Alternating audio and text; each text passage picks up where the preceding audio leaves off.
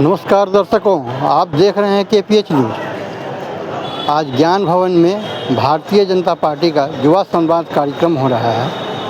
आइए हम देखते हैं इस संवाद कार्यक्रम में किन विषयों पर बात की जा रही है। सुपर ब्रांड किया गया, अब ब्रांड चमकता ही नहीं, लेकिन फिर भी ब्रांड तो चलना है क्योंकि वो ब्रांड एक परिवार से है। दूसरे ब्रांड है तेजस्वी बाबू, उस शताब्दी से लगातार मंदिर निकल गया, जिसका गर्भगृह जहां रामलला बैठे उसके नीचे था। लगातार ये था भारत का मंदिर का आर्किटेक्चर। उसी परंपरा से प्रभावित होकर प्रभु राम का मंदिर बना है, जो 2000 साल तक न हिलेगा न भीगेगा, बल्कि प्रभु राम के दर्शन के लिए। आज मित्रों, मैंने इससे आपसे बात कही, चर्चा नहीं की कि हमें गर्व करना चाहिए अपनी स्थापत्य कला। मैंने पूछा अध्यक्ष जी से कि आप लोग कहाँ के हैं, तो मालूम आप पटना के कॉलेज से। मैं आपसे एक सवाल पूछता हूँ, आप ये अटल पथ और बेटी गंगा पथ तो कभी डाले कि नहीं डाले? डाले है ना? ऐसे फट से निकल के फट से पहुंचते। अगर आप बाएं तरफ भी टहल जाइए, नया पुल बना है, आप उस पास कितनी जल्दी पहुंच जाते हैं। पटना हवाई अड्डा का मैं अध्यक्ष हूँ वहाँ की समिति का, इसको बनवाने में मेरी भूमिका हम लोग करती रही है। आज इंटरनेशनल लेवल का है कि नहीं? आज पटना से वंदे भारत रांची के लिए, वंदे भारत कलकत्ता के लिए, वंदे भारत जमशेदपुर के लिए, वंदे भारत सिलीगुड़ी के लिए, वंदे भारत लखनऊ अयोध्या के लिए और वंदे भारत गोरखपुर के लिए। हमने रेल मंत्री से बात कर लिया है, जैसे ही स्लीपर वंदे भारत शुरू होगा, पटना से दिल्ली वंदे भारत शुरू होगा, ये मैं आपको कहना चाहता हूँ। और गरीबों के लिए भी वो ट्रेन चल रही है, जिसमें कोई एसी नहीं है, सिर्फ ऑर्डिनरी रिजर्वेशन है और ऑर्डिनरी वो भी उन्होंने आगे से। मित्रों, ये काम कैसे हो जाता है? हमारे मुद्दे ये कह रहे हैं कि हम वोट चोरी को रोकेंगे। मैं बिहार की नई पीढ़ी के लोगों को आज आह्वान करना चाहता हूँ, ये विषय आपके लिए सहज है। आप ChatGPT को पूछिए, आप ग्रोक को पूछिए, आप कोरा को पूछिए, आप गूगल में जाइए और थोड़ा पूछिए पिछले दिनों में बिहार में वोट चोरी करने का काम किसने किया। जो लोग बिहार के वंचितों को, आदिवासियों को, दलितों को, पिछड़ों को वोट देने नहीं देते थे, वो हाथ में भी संविधान की किताब लेके घूम रहे हैं। क्या वोट चोरी को रोकेंगे? पिछले दिनों में जो लोग बंदूक बम के माध्यम से पटना जैसे शहर में भी गरीबों की वोट चोरी किया था, वही लोग अभी छद्मवेश में फिर बिहार में घूम रहे हैं। हम वोट चोरी रुकेंगे। हम आपके माध्यम से बिहार की जनता की सामने ये प्रश्न रखना चाहते हैं, बिहार की जनता को जिम्मेवारी लेना पड़ेगा। क्या इस बिहार में मैं नौजवान को पूछना चाहूंगा, बिहार की संसाधनों के ऊपर अधिकार बिहार की नौजवानों की है या बांग्लादेशियों की है? किसके अधिकार है, बिहार या बांग्लादेश? ये यहाँ की पानी के ऊपर अधिकार किसकी है, बिहार या बांग्लादेश? यहाँ की खेतों में किसकी जोतने के अधिकार है? यहाँ की नौकरियों में किनके अधिकार है? यहाँ की मजदूरी में किनके अधिकार है? इसलिए देश की नौजवान जब बिहार के नेतृत्व में, जयप्रकाश नारायण जी के नेतृत्व में इस गांधी मैदान के अंदर देश के सामने एक नया आंदोलन के रूप रखा, इससे भयभीत होकर इंदिरा गांधी जी ने इमरजेंसी लगाई, संविधान को छीन-बीन किया, तार-तार किया, संविधान को काले कोठरी में बंद करने के लिए उन्होंने षड्यंत्र किया। व्यक्तियों को बोलने नहीं देना, स्वतंत्रता को छीन लेना, मीडिया की हो, न्यायपालिका की हो, सिनेमा की हो, संगीत की हो, नागरिकों की हो। ऐसे लोग फिर एक बार बिहार में आके स्वांग रच रहे हैं। मैं आज की यूथ ऑफ बिहार को यही दो प्रश्न पूछना चाहता हूँ, 2047 को बनाने का जिम्मेवारी किसकी है? किसकी है? आपकी है या नहीं है? बनाएंगे, डेवलप कैसे बनाएंगे? क्या उसको बाधा डालने वाले लोगों को हराएंगे कि नहीं हराएंगे? दो दायित्व है। 47 के लक्ष्य को पूरा करना है, उनमें बाधा देने वाले लोगों को हराएंगे कि नहीं हराएंगे? यही दो अपेक्षा के साथ मैं फिर आप सबको बधाई देता हूँ इस प्रमुख जुटान के लिए, इस राजनीतिक समावेश के लिए। फिर एक बार मैं युवा मोर्चा की बिहार के तमाम कार्यकर्ताओं को धन्यवाद देता हूँ। ये संघर्ष फिर एक बार हम देश के लिए लड़े, भारत को समृद्ध बनाने के लिए लड़े। देश के नौजवान 100 साल पहले देश की स्वराज्य के लिए रहा था, आज हम 100 साल पहले देश को समृद्ध बनाने के लिए, विकसित बनाने के लिए, ये तब होगा जब बिहार विकसित होगा। इसलिए बिहार की युवा एकजुट होकर उस आंदोलन को आगे ले। बहुत बहुत धन्यवाद।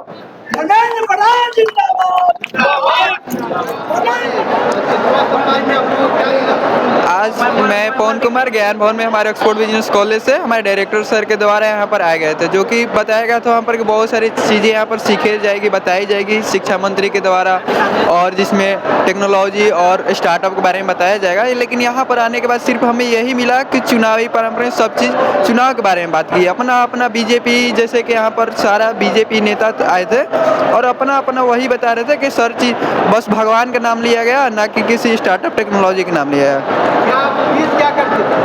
हम उम्मीद यही करते थे कुछ हमारी स्टार्टअप, जैसे बहुत सारी हमारी आइडिया स्टार्टअप के, उसके अकॉर्डिंग हमें कुछ हेल्प मिलेगी यहाँ पर। लेकिन यहाँ पर कुछ वैसा बात ही नहीं किया गया कि स्टार्टअप आईटी कुछ टेक्नोलॉजी के बारे में बात किया जाए, बिहार के आगे बढ़ाया जाए, ऐसा कुछ नहीं हुआ। बस यहाँ पर अपनी चुनाव प्रक्रिया के बारे में बात की है कि हम ये हैं, ये किए, बस भगवान के मंदिर बनाए, ये किए, टेक्नोलॉजी पर कुछ भी बात नहीं हुआ। कैसा? हाँ, बस ये चुनावी संवाद था, ये चुनाव के बारे ही में बात की है। बीजेपी नेता यहाँ के सारे आए हुए थे, जो भी थे अपना मोदी और नीतीश, जो भी वही बीजेपी के बारे में बात की है। ऐसा कुछ नहीं किया जिससे स्टूडेंट का कुछ हेल्प मिले। यहाँ पर पूरा लगा वेस्ट गया यहाँ का टाइम। नाम बताइएगा। मेरा नाम पवन कुमार है, मैं ऑक्सफोर्ड बिजनेस कॉलेज का छात्र हूँ और मैं रोहतास डिस्ट्रिक्ट से। मेरा नाम विकेश कुमार यादव, मैं ऑक्सफोर्ड बिजनेस कॉलेज के छात्र हूँ। क्या लाभ हुआ आज के संवाद में? क्या आज हम लोग आए थे कि कुछ ज्ञान की बात होगा, उस ज्ञान के बाद कुछ भी नहीं हुआ और भाषण देकर और जय श्री राम के बोले नारा लगाकर चले गए। हम लोग के जाने के एजुकेशन के बारे में कुछ समझेंगे, सोचेंगे और यही सब चला। शिक्षा में कोई बड़ा सुधार हुआ है इनके आने के बाद? नहीं, कुछ हम लोग को उतना नहीं हुआ कि मोटिवेट नहीं हुए कि शिक्षा के बारे में कुछ नहीं है। बस भाषण दिए कि ये कर दिए, वो कर दिए, यहाँ कुछ कर दिए, बस यही सब बोला। हाँ, चुनावी सामान के बारे में कुछ बस ऐसे ही बोला। क्या? मेरा नाम Vikesh Kumar Yadav, Oxford business college का छात्र हूँ, सेकेंड सेमेस्टर BCA। आज युवा संवाद जो हुआ है, युवा संवाद से आपको क्या संदेश मिला है? युवाओं के लिए क्या, युवा का भविष्य कैसा लग रहा है? देखिए, जब से एक बात तो सत्य है कि जब से नरेंद्र मोदी जी की सरकार आई है तो युवाओं के लिए काफ़ी अच्छे कार्य हुए हैं। खास करके बिहार के लिए आप देख सकते हैं कि धर्मेंद्र प्रधान जी ने सीधे तौर पर कहा है कि जब तक बिहार में कॉलेज नहीं होंगे, जब तक बिहार में एम्स अस्पताल नहीं होंगे, जब तक बिहार में कोई बिजनेस नहीं होगा, तब तक युवाओं को रोजगार कैसे मिलेगा? हमारे पास कॉलेज होगा तभी हमें प्रोफेसर मिलेगा, हमारे पास मेडिकल अस्पताल होगा तभी हमें डॉक्टर बनने का और उसमें काम करने का मौका मिलेगा। इसलिए उन्होंने कहा कि नीतीश कुमार जी के नेतृत्व में जो एनडीए की सरकार है उसमें नरेंद्र मोदी जी के सहयोग से कई एम्स अस्पताल आए, कई केंद्रीय विद्यालय आए। आज छात्रों की यहाँ पर हम लोग छात्र के संवाद को लेकर यहाँ आए हुए थे। उन्होंने ये भी बताया कि जितने भी प्रखंड है अपने बिहार में, उसमें सरकारी विद्यालय हर एक प्रखंड में 2 ऐसे विद्यालय जिसको कि माननीय नरेंद्र मोदी ने PM श्री विद्यालय बनाने का काम किया है। इससे खुशी की बात क्या होगी कि अब गांव के स्कूल केंद्रीय विद्यालय के तौर पर गिनती किए जाएंगे और उसके लिए अलग से फंड दिए जा रहे हैं। तो ये चौतरफा विकास होगा छात्रों का गांव स्तर से। आपका आज के संवाद से आपको क्या संदेश मिलता है? क्या बताइए आप?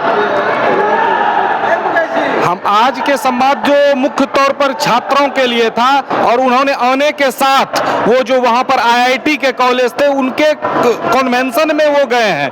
तो आज छात्रों की जरूरत है इस देश को, आज वैसी सोच वाली सरकार को चुनने की आवश्यकता है जो हमेशा से विश्वविद्यालय की बात करता है, जो हमेशा से कॉलेजों की बात करता है, जो मेडिकल की बात करता है, न कि जो जाति पात का बात करता है, न कि जो लुटेरे और वोट चोरी की बात करता है।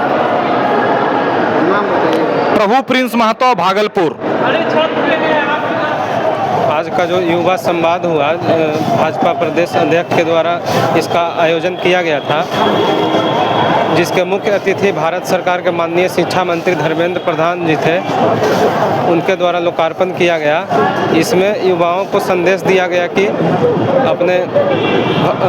अपने भविष्य के लिए अग्रसर होकर कार्य करें और राष्ट्र के निर्माण में अहम भूमिका निभाएं। और सरकार द्वारा किए जा रहे विकास परियोजनाओं का भी चर्चा किया गया, जिसके बारे में बिहार सरकार के माननीय उप मुख्यमंत्री सम्राट चौधरी जी ने विस्तृत से बताया कि सरकार आने वाले समय में और वर्तमान में युवाओं के विकास के लिए विभिन्न क्षेत्रों में कौन कौन सी परियोजनाएं चला रही है और युवाओं के विकास के लिए किन किन योजनाओं को लाने का प्रयास कर रही है। उन्होंने अपने सरकार और पार्टी का एजेंडा प्रस्तुत किया, जिसमें उन्होंने बताया कि सरकार बिहार के हर एक ज़िले में इंजीनियरिंग कॉलेज खोलने जा रही है, इन आधारभूत संरचना को मजबूत कर रही है।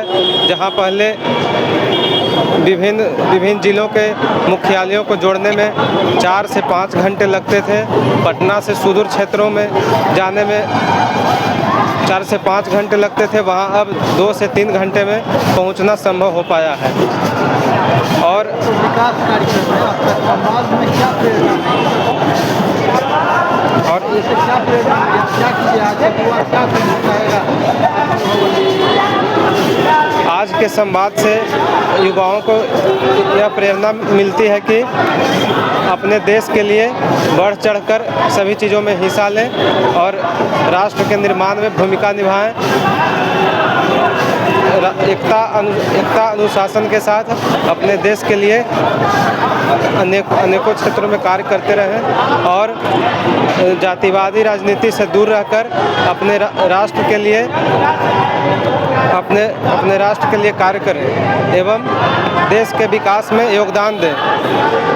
आज बिहार के धरती से ही जिनके बारे में बताया गया कि हमारे महान गणितज्ञ आर्यभट्ट और सम्राट अशोक, चंद्रगुप्त मौर्य जैसे महान शासक और चाणक्य जैसे महान विद्वान निकले, वहाँ से हम लोग आते हैं। कार्यक्रम आज का भारतीय जनता युवा मोर्चा का आज ज्ञान भवन में भारतीय जनता युवा मोर्चा का युवा संवाद कार्यक्रम जो धर्मेंद्र प्रधान द्वारा केंद्रीय शिक्षा मंत्री धर्मेंद्र प्रधान द्वारा किया जाना था वो समाप्त हो चुका है। मंत्री जी जा चुके हैं। मंत्री जी के आने के पहले पटना साहिब के सांसद रविशंकर प्रसाद ने भी अपने वक्तव्य दिए। उन्होंने और धर्मेंद्र प्रधान ने जो भी बातें युवाओं के लोक लुभावने किए हैं, ये आने वाले चुनाव को दृष्टि में रखकर किया जा रहा है। और ठीक है, एक संवाद उन्होंने ज़रूर दिया है कि भ्रमात्मक राजनीति करने वाले कुछ दलीय लोग अभी बिहार चुनाव में घूम रहे हैं और कुछ भ्रम की राजनीति कर रहे हैं। उस पर उन्होंने टीका टिप्पणी भी की और युवाओं के भविष्य के लिए उन्होंने एक सबसे बड़ी बात बताई कि युवा नौकरी के पीछे नहीं भागे।